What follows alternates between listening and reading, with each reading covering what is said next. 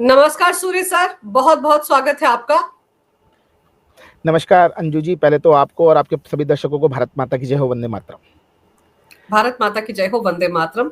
Sir, PM Modi ने दिल्ली विधानसभा चुनाव के मद्देनजर पहली रैली की है और उस पहली रैली में जो जो मुद्दे उन्होंने उठाए उससे अरविंद केजरीवाल को इतनी मिर्ची लग गई कि आनंद फानन में प्रेस कॉन्फ्रेंस करने के लिए आ गए और 10 मिनट तक की प्रेस कॉन्फ्रेंस की और उसके बाद भाग खड़े हुए। देखिए, अरविंद केजरीवाल जी का हाल वही है कि चोर के पैर नहीं होते। वही हाल आज अरविंद केजरीवाल जी का है। जिस प्रकार से आज माननीय प्रधानमंत्री श्रद्धेय नरेंद्र मोदी जी ने कहा, बिगर नाम लिए केजरीवाल जी का, कि दिल्ली आपदा में है। सच बात है, दिल्ली आपदा में है। आप देखिए ना, जिस प्रकार से माननीय प्रधानमंत्री जी ने 1400 लोगों को आज उनके खुद के घरों की चाबी दी है, मेरे झुग्गी वाले भाइयों को, बहनों को, ये अपने आप में ऐतिहासिक है। आपने कभी भी ऐसा कोई दृश्य नहीं देखा होगा जिसके अंदर दिल्ली की जनता की सेवा अरविंद केजरीवाल जी कर रहे हो। माननीय प्रधानमंत्री जी ने तो ये भी कहा ना कि दिल्ली के अंदर आयुष्मान योजना को लागू नहीं करने दिया गया, एक साजिशन एक तरीके से, कि दिल्ली की जनता को जो प्रधानमंत्री आयुष्मान योजना उसका लाभ ना मिले। उसके अलावा माननीय प्रधानमंत्री जी ने यह भी तो कहा कि, और सच बात भी है, देखिए माननीय प्रधानमंत्री जी भारत के सर्वमान्य नेता हैं, 140 करोड़ लोगों का प्राउड है। यदि वो चाहते तो अपने लिए महल तो क्या, महलों की लाइन लगा देते। वो एक एक राज्य में अपने लिए अलग अलग महल बनवाते, अलग अलग जो है वो शीश महल बनवा लेते। लेकिन उन्होंने कभी भी इस प्रकार का कोई भी विचार किया ही नहीं। सोचने की बात तो दूर है, विचार ही नहीं किया। लेकिन उसी प्रकार से अरविंद केजरीवाल देखिए 25 करोड़ का 52 करोड़ का शीश महल बना के बैठ गए। दिल्ली की जनता के जो खून पसीने की कमाई, टैक्स जो पैसा इकट्ठा हुआ उससे। तो ये सब जो चीज है आज माननीय प्रधानमंत्री जी ने कही, जिसका इंप्रेशन आपने देखा होगा। अरविंद केजरीवाल जी इतनी जल्दबाजी में पीसी करने आए, और पीसी में केवल और केवल जिस प्रकार से वो पहले बिना सिर पैर की बातें करते हैं वही बातें उन्होंने की। ना तो उन्होंने कोई आंकड़ा दिया कि दिल्ली की जनता के जीवन स्तर को सुधारने के लिए उन्होंने क्या किया, क्या नहीं किया। उन्होंने ये भी नहीं बताया कि यमुना जी को वो साफ नहीं कर पाए, लेकिन केंद्र से जो उनको 4000 करोड़ रुपए आया वो कहाँ गया। ना ही उन्होंने ये बताया कि दिल्ली के अंदर जिस प्रकार से माननीय श्रद्धेय नरेंद्र मोदी जी ने आज वीर सावरकर जी के नाम पर एक नया कॉलेज स्थापित करने के लिए शिलान्यास किया है। ऐसे कितने कॉलेज अरविंद केजरीवाल जी ने दिल्ली के अंदर शिलान्यास किया और उद्घाटन किया। ऐसे कितने हॉस्पिटल्स का, कितने स्कूलों का, जो कि आप वादा करते थे 500 स्कूल आप बनाएंगे दिल्ली के अंदर, हर विधानसभा में 5-5 और 7-7 स्कूल बनाएंगे। तो ये सब जो चीज है आज माननीय प्रधानमंत्री जी ने अरविंद केजरीवाल जी को, मैं अगर सीधी भाषा में कहूं तो धागा खोल दिया अरविंद केजरीवाल जी का। और इसका इंप्रेशन ये रहा कि वो 10 मिनट तक पीसी कर भी नहीं पाए और भग लिए। पत्रकारों से कोई सवाल भी नहीं लिया कि वो जवाब दे पाते। बड़ी बड़ी लोकतंत्र की बातें करने वाला अरविंद केजरीवाल आज किस प्रकार से भागा, ये दुनिया ने देखा, जनता ने देखा। पर सूर्य जी, अरविंद केजरीवाल इस प्रेस कॉन्फ्रेंस में ये कह रहे थे कि पिछले 10 साल में केंद्र सरकार ने दिल्ली में कुछ नहीं किया। अरे आपने क्या किया, उसकी लिस्ट तो लेकर आना चाहिए था। केंद्र सरकार की तो जिम्मेदारी बनती है क्योंकि ये यूनियन टेरिटरी है, राजधानी क्षेत्र है, यहाँ पर केंद्र सरकार का भी दबदबा रहता है, एलजी केंद्र सरकार के नुमाइंदे हैं। लेकिन केजरीवाल के पास अपनी उपलब्धियों की तो लिस्ट ही नहीं है। वो तो किसी चैनल पर बैठकर ये तक बोल देते कि हाँ, हमने 10 साल में बिजली पानी के क्षेत्र में कुछ नहीं किया, और टाइम दे दीजिए। तो फिर किस मुंह से वो ये प्रेस कॉन्फ्रेंस कर रहे थे? देखिए अंजू जी, मैंने आपसे कहा ना कि अरविंद केजरीवाल जी को यही नहीं समझ में आ पा रहा कि वो क्या करें। आगे नाथ ना पीछे पगा, ये पुरानी कहावत हमारे गांव की है कि नाथ है ना पगा है। अरविंद केजरीवाल जी का स्थिति यही है। ऐसा कोई सगा नहीं जिसको अरविंद केजरीवाल जी ने ठगा नहीं।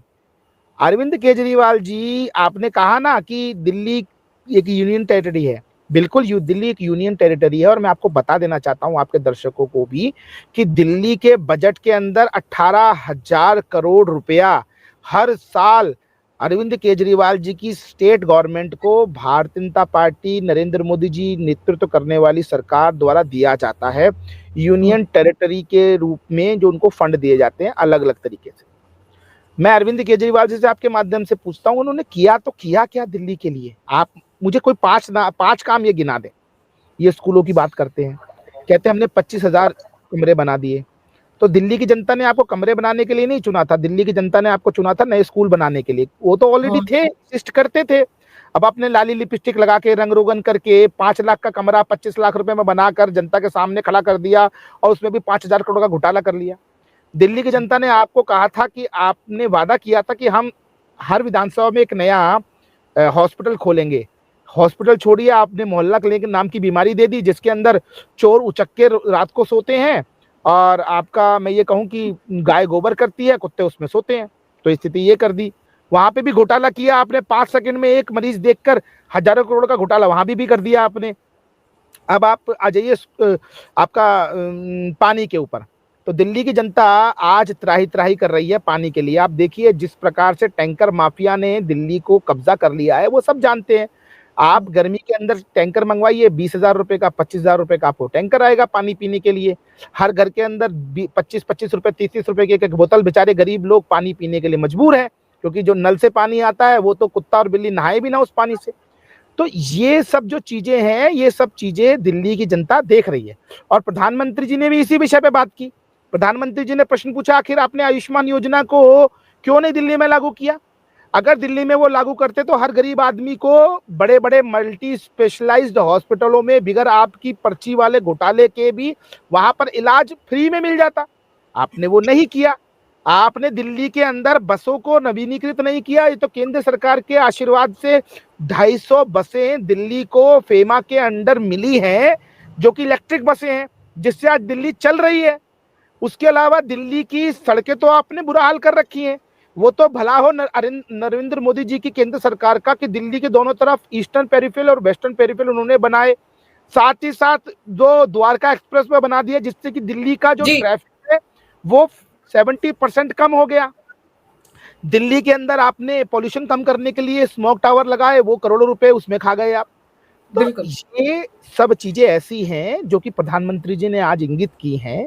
उन्होंने ये भी कहा कि दिल्ली आपदा में है और इस आपदा से निकलना अत्यंत आवश्यक है। यदि दिल्ली को दिल्ली बने रहना है, हम लंदन और वेनिस नहीं चाहते, हम दिल्ली को दिल्ली बने रहना चाहते हैं, ताकि बारिश हो तो दिल्ली के घरों में पानी ना भरे, दिल्ली बारिशों में डूबे नहीं, घर में साफ पानी आए। सूर्य जी, अरविंद केजरीवाल ने अपनी प्रेस कॉन्फ्रेंस में ये भी कहा कि बीजेपी के पास तो कोई चेहरा ही नहीं है दिल्ली के लिए, नैरेटिव नहीं है, एजेंडा नहीं है, तो कैसे वो हमारा मुकाबला करेंगे? जबकि अरविंद केजरीवाल को खुद भी याद रखना चाहिए कि उनके पास तो कैडर ही नहीं है, विचारधारा ही नहीं है। वो तो सिर्फ एक फेक नैरेटिव के भरोसे ही चुनाव लड़ते आ रहे हैं अभी तक। देखिए अंजू जी, दिल्ली के अंदर अरविंद केजरीवाल को भरोसा केवल उन लोगों पे है जो कि फ्री के, मैं कहूँ फ्री का चंदन घिस मेरे नंदन। जिन लोगों को केवल फ्री चाहिए, अरविंद केजरीवाल उनके भरोसे हैं। अरविंद केजरीवाल मुसलमानों के भरोसे हैं जो कि बिगर सुविधाओं के रह सकते हैं, लेकिन वो नरेंद्र मोदी का साथ नहीं दे सकते हैं। अरविंद केजरीवाल उन लोगों के भरोसे हैं जो कि भारत तेरे टुकड़े होंगे चार, इंशाअल्लाह इंशाअल्लाह चिल्लाते हैं, भारत की बर्बादी तक जंग रहेगी जारी, ऐसे लोगों का साथ लेके चलते हैं। अरविंद केजरीवाल खालिस्तानियों के भरोसे हैं जो कि भारत के 2 टुकड़े करना चाहते हैं। अरविंद केजरीवाल उन पाकिस्तानी और कश्मीरी सेपरेटिस्ट के भरोसे हैं जो कि पाकिस्तान में अपने बापों का जो ऑर्डर है वो लेके भारत के अंदर बम ब्लास्ट करते हैं। तो अरविंद केजरीवाल एंटी नेशनल्स के भरोसे हैं, मैं ये मानता हूं। अब दिल्ली की जनता का जो सामान्य वर्ग है, जो गरीब तबका है, जो कि अरविंद केजरीवाल के झूठे वादों के, मैं ये कहूं कि शहद में फंस गया था, अब वो जाग चुका है। आज माननीय प्रधानमंत्री जी ने दिया ना, जहां झुग्गी वही मकान में 1400 जो है गरीब लोगों को मकान दिए ना प्रधानमंत्री जो आवास योजना के अंतर्गत दिए ना, उसके अलावा एक कॉलेज खोला ना, उसके अलावा कई जगह पे मतलब यमुना पार में भी कुछ योजनाओं का उद्घाटन उन्होंने किया, कई जगह का उद्घाटन किया। तो दिल्ली की जनता देख रही है। देखिए मैं आपको बताऊं, अरविंद केजरीवाल जी ने जो पीसी की, उस पीसी में कुछ भी नहीं था, केवल ब्लेम गेम के अलावा। हाँ, गाली दी है, ऐसा भी कह रहे थे वो कि पीएम मोदी जो काम करता है वो गाली नहीं देता। पीएम मोदी का वो भाषण मैंने भी सुना, उसमें गालियां कहाँ थी? देखिए अंजू जी, ये तो अरविंद केजरीवाल जी और उनकी पार्टी का एक बहुत ही, मैं ये कहूं कि महारत है झूठ फैलाने में और झूठ बोलने में। वो एक अलग बात है कि उसके बाद एक और चरण आता है जहां ये लोग नाक रगड़ लेते हैं, हाथ जोड़ते हैं, पैर पकड़ते हैं, हलफनामे देते हैं माफी के, हाई कोर्ट के अंदर कि हमें बख्श दो बाबूजी, प्लीज माफ कर दो हमको। तो वही चीज है। देखिए दिल्ली की जनता, माननीय प्रधानमंत्री जी ने कहा ना, जो पहले योजनाएं पूरी नहीं कर पाए वो अब किस आधार पर योजनाओं को पूरी करेंगे। सही बात है, पंजाब के अंदर आपने 1,000 रुपए देने की बात कही थी, 1,000 रुपए आपने पंजाब में नहीं दिए। सरकार जैसे ही बनी, जो भगवंत मान है वो सबसे पहले प्रधानमंत्री जी के पास गए, अरविंद केजरीवाल के पास भी नहीं गए। वो पहले प्रधानमंत्री जी के पास गए हाथ जोड़ने के लिए कि मालिक मुझको 50,000 करोड़ रुपया दे देना कृपया करके, ताकि मैं करी हुई योजनाओं को पूरा कर सकूं जो वादा किया था। वो जानते थे पंजाब का जो खजाना है बिल्कुल खाली है, पंजाब घाटे में चल रहा है। पंजाब के अंदर जो उनकी जीडीपी है उससे दुगना लोन आज की डेट में हो चुका है। पंजाब की अर्थव्यवस्था फेल है, लेकिन फिर भी उन्होंने झूठे वादे किए। उसी प्रकार दिल्ली ले लीजिए, दिल्ली के अंदर 2100 रुपए की इन्होंने घोषणा की। उससे पहले इन्होंने आम चुनावों से पहले भी घोषणा की 1,000 रुपए देने की। ना तो वो लिस्ट किस्त आई, ना अब ये किस्त आने वाली है, क्योंकि अरविंद केजरीवाल जी को दिल्ली की जनता भगाने वाली है। लेकिन माननीय जी जी पर सूर्य जी, ये भी तो सच है ना कि अभी कुछ दिन पहले 10,000 करोड़ का कर्ज मांग रही थी आतिशी मारलेना केंद्र सरकार से। दिल्ली का खजाना पिछले 31 साल में पहली बार घाटे में चल रहा है, 7,000 करोड़ का राजकोषीय घाटा हो गया है। उसके बाद ये 2,100 रुपए देने की बातें, ग्रंथियों और पुजारियों को 18,000 की हर महीने तनख्वाह देने की बातें, ये सिर्फ वादे हैं। ये तो चुनाव में वोट हासिल करने के लिए किया जा रहा है। उसके बाद जैसे भगवंत मान ने वादे पूरे नहीं किए, वैसे केजरीवाल भी कहां करेंगे। और 10 सालों में सर जो इनकी घोषणा पत्र है, अगर उनको उठाकर देखा जाए तो मुझे नहीं लगता कि लोगों को समझ में नहीं आएगा कि कितने वादे धरे के धरे रह गए। हर दिन 5 नए स्कूल या कॉलेज खोलने का वादा था इनके घोषणा पत्र में। देखिए, मैंने कहा ना आपको, ऐसा कोई सगा नहीं जिसको अरविंद केजरीवाल जी ने ठगा नहीं। स्थिति वही है, जिस दिल्ली को ये अपनी माँ कहते थे, दिल्ली का बेटा कहलाने का दम भरते थे, उस दिल्ली को उन्होंने लूटा। आपने अभी कुछ चीजें बताई, मैं उससे आगे ले चलता हूँ आपको। आप मुझे बताइए, दिल्ली के अंदर इन्होंने कहा 1,15,00,000 पेंशन इन्होंने बढ़ाई दिल्ली में, अपने ऑन रिकॉर्ड अपनी पीसी में इन्होंने कहा था। मैं इनसे पूछता हूँ बहुत विनम्रता से, 10 साल के अंदर आप 1,15,00,000 पेंशन बढ़ा पा रहे, और वो पेंशनें भी आप लोग विधायक, आपके जो है विधायकों के कार्यालय में बैठे हुए दलाल 6 महीने की पेंशन पहले एडवांस में लेते हैं अपनी जेब में, तब जाके पेंशन का फॉर्म देते हैं, तब विधायक जो है वो डिजिटल सिग्नेचर करता है उसके ऊपर। एक तो ये घोटाला हो गया। दूसरी चीज, आपने सही कहा 10,000 करोड़ रुपए आतिशी मारलेना ने मांगा। कारण बताता हूं मैं उसका क्या है। कारण ये है कि 2020-21 की रिपोर्ट में सीएजी में ये बताया गया था कि दिल्ली के ऊपर पहले 3,200 करोड़ का घाटा था, वो बढ़ के 4,000 करोड़ का घाटा हो गया। ठीक है जी, लोन बढ़ गया। उसके बाद अभी 22 दिसंबर 2024 को दिल्ली के 8 विधायक, जो विधायक दल के सदस्य हैं, उन सभी ने हाई कोर्ट में रिट लगाई कि दिल्ली के संदर्भ में सीएजी, सेंट्रल ऑडिटर जनरल जो है, उन्होंने जो रिपोर्ट दी है दिल्ली सरकार को, उसको डिस्प्ले करना चाहिए, पटल पे रखना चाहिए। हाँ, 14 रिपोर्ट्स थी सीएजी की अलग अलग डिपार्टमेंट से जुड़ी हुई। जी, मैं वही कह रहा हूँ, उन 14 रिपोर्ट्स को पटल पे रखना चाहिए। वो इन्होंने नहीं किया, तो हाई कोर्ट में अभी भी सुनवाई उसकी चल रही है। तो ये बताता है कि दिल्ली के जो विभाग थे उनमें इतना भ्रष्टाचार हुआ है। आम आदमी पार्टी दीमक की तरह सभी जो विभाग है उनको चाट गई है। एक ताजा उदाहरण देता हूं, दिल्ली के अंदर जो जल बोर्ड है, दिल्ली जल बोर्ड जो है, उसके पूर्व में विधायक रहे हैं, अध्यक्ष रहे हैं, चेयरमैन मिस्टर कपिल मिश्रा। वो जब उन्होंने इस्तीफा दिया तो उन्होंने बोला था कि जल बोर्ड में बहुत बड़ा घोटाला हो रहा है। उसके बाद सीएजी की रिपोर्ट आई, उसमें बताया गया 40,000 करोड़ रुपया दिल्ली के जो जल बोर्ड का खजाना है उससे गायब है। उसमें से 26,000 करोड़ रुपए का कोई अता पता ही नहीं। ये ऑन रिकॉर्ड बता रहा हूं सीएजी का। तो इस प्रकार से दिल्ली के हर जो क्षेत्र है उसको लूट लिया गया। प्रधानमंत्री जी ने जो कहा आपदा ही दिल्ली को आपदा ने घेर रखा है, दिल्ली में आपदा है, वो यही तो कहा, इसी संदर्भ में कहा। आप मुझे बताइए, दिल्ली के अंदर लगातार पानी भरता है, घुटने घुटने पानी भरता, दिल्ली के नलों में जल नहीं है, लेकिन 55 करोड़ रुपए का खुद का शीश महल बनवा के ये बैठ गए। तो और वो भी एनजीटी से अप्रूव्ड नहीं था, वो भी गैर कानूनी था। ये और पहली उसको लेकर आम आदमी पार्टी कह रही है कि वो कोई केजरीवाल का निजी आवास थोड़े है, वो तो सरकारी आवास है। लेकिन फिर सवाल तो ये है ना सर कि इतना आलीशान सरकारी महल बनाने की जरूरत क्या थी? जिस बंगले में शीला दीक्षित रहा करती थी, आप उसी बंगले में रह लेते। नहीं देखिए अंजू जी, क्या होता है ना, सावन के अंधे को हरा हरा ही दिखाई देता है। उनको लगता है कि वो फ्री बीज देंगे, फ्री की घोषणाएं करेंगे और दिल्ली की जनता उनको भर के वोट दे देगी। लेकिन अब उनकी स्थिति बहुत खराब है। अब जब सच्चाई पता लगी तो जमीन हिलने लगी। वही हाल है, इसीलिए इस प्रकार से लगातार भाग रहे हैं, दौड़ रहे हैं, उल्टी सीधी योजनाएं कर रहे हैं जिसका कोई आधार नहीं है। और मैं आपको बताऊं कि दिल्ली के अंदर तो स्थिति इतनी बुरी है कि आप यदि कभी, मुझे आई एम श्योर आपने कभी दिल्ली की डीटीसी को यूज नहीं किया होगा। मैं दिल्ली का बेटा हूं और मैंने दिल्ली की जो ट्रांसपोर्ट व्यवस्था उसको यूज किया। मैं स्कूल में जाता था जब 2000 के अंदर, 2001 2002 में, तब हमारे यहाँ पर डीटीसी चलती थी, येलो लाइन चलती, वो रेड लाइन चलती थी, ब्लू लाइन भी चलती थी। तो उस समय में जो डीटीसी की बस होती थी उसमें स्टूडेंट्स को पास इशू होता था। मैंने वो पास यूज किया है। तो हम आजादपुर जो टर्मिनल है वहां से बनवाते थे, लाल कलर का पास होता था, उसमें बैठ के हम जाते थे। तब डीटीसी की इतनी फ्रिक्वेंसी थी कि हमें रेड लाइन या ब्लू लाइन में नहीं बैठना पड़ता था। आज आप दिल्ली ट्रांसपोर्ट कॉर्पोरेशन की बसों को देख लीजिए, सीएनजी की जो बसें, उनमें तो पहली बात यह कि ये नहीं पता कब आग लग जाए, क्योंकि सारी कंडम हो चुकी है, आउट ऑफ टर्म हो चुकी है।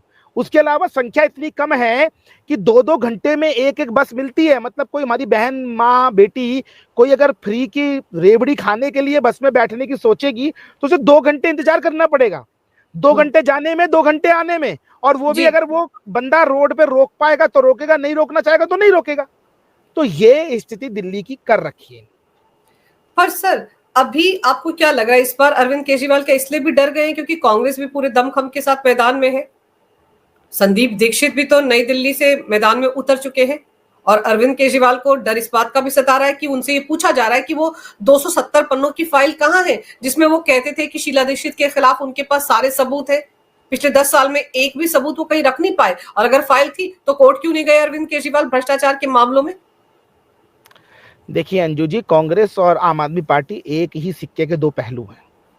ये दोनों फ्रेंडली फाइट खेलते हैं। अगर आप रिजल्ट्स देखेंगी अरविंद केजरीवाल जी की पार्टी द्वारा घोषित उम्मीदवारों के सामने, कांग्रेस के उम्मीदवारों के, तो आपको लगेगा कि यहाँ पर डिजर्विंग कैंडिडेट्स को इग्नोर करके केवल और केवल दिखावटी कैंडिडेट्स को ही अप्रूव किया है कांग्रेस की सरकार ने, कांग्रेस की स्टेट यूनिट ने। और मैं अच्छे से जानता हूं देवेंद्र यादव को, जो कि कांग्रेस के जो प्रदेश अध्यक्ष हैं, बादली से आते हैं, और अरविंद केजरीवाल जी के साथ उनके बिजनेस टर्म्स भी हैं। और पूरी की पूरी कांग्रेस जो है वो इस समय आम आदमी पार्टी के पेरोल पे है। मैं आपको बता दूं, जब शीला दीक्षित जी का शासन था उस समय में भी देवेंद्र यादव विधायक होते थे, और उस समय में वो केजरीवाल जी को पीछे सपोर्ट कर रहे थे। उनको लगता था 2011-12 के चुनाव में कि एक ट्रायंगुलर हो जाएगा, और जब ट्रायंगुलर होगा तो उसके अंदर ये बीजेपी को हरा के हम फिर दोबारा निकल जाएंगे।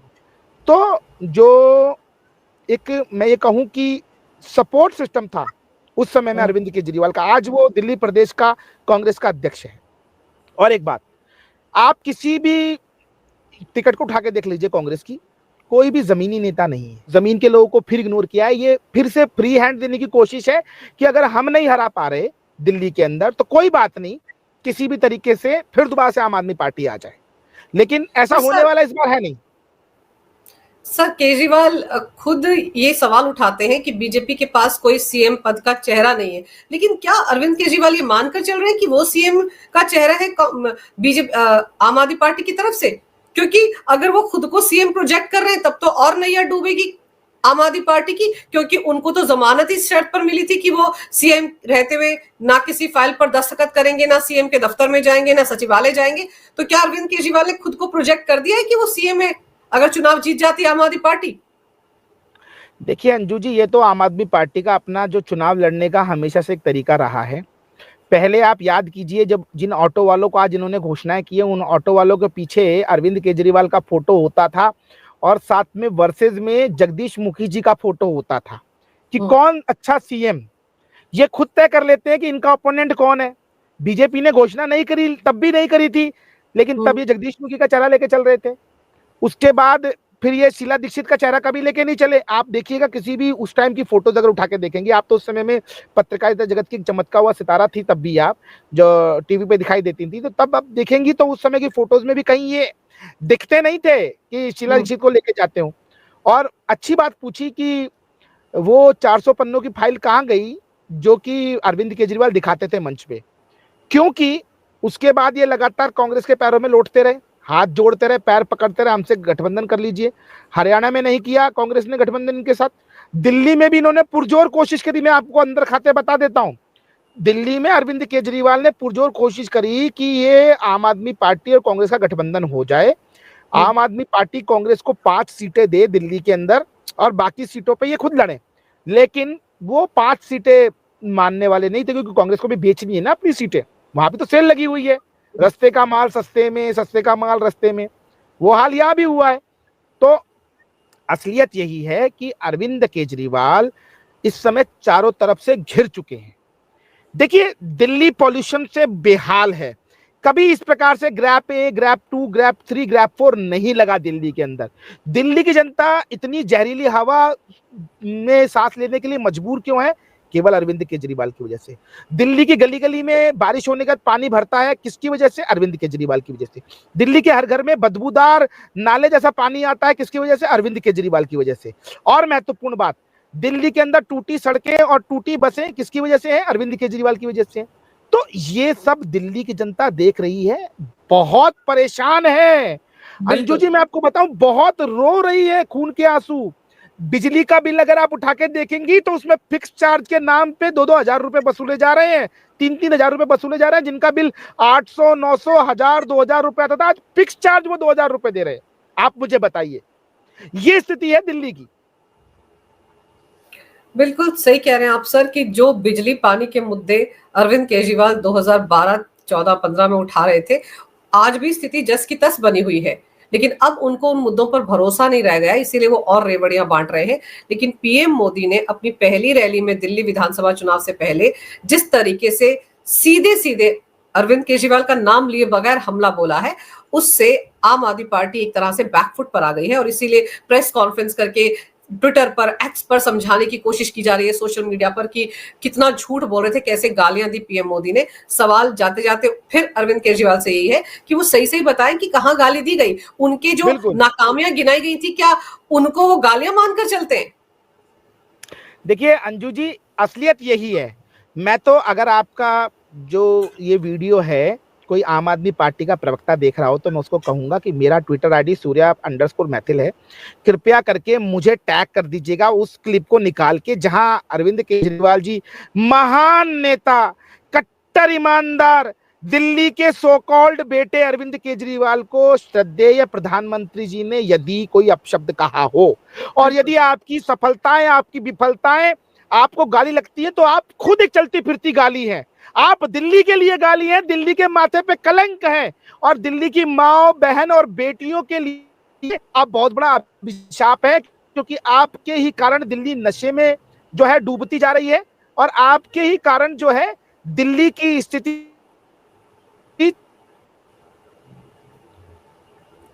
बिल्कुल सही कह रहे हैं आप। अरविंद केजरीवाल दरअसल हिल गए हैं पीएम मोदी की इस रैली को देखकर। उसके बाद इसीलिए अनाप शनाप तरीके से उन्होंने रैली के बारे में कहा भी, और फिर पत्रकारों के सवाल दिए बगैर अरविंद केजरीवाल भाग गए। लगता है पूरी तैयारी के साथ नहीं आए थे। आपने सर समय निकाला, इस विषय पर विस्तार से जानकारी मेरे दर्शकों को दी। सूर्य जी, आपका बहुत बहुत धन्यवाद। नमस्कार। भारत माता की जय हो। वंदे मातरम और जय श्री राम।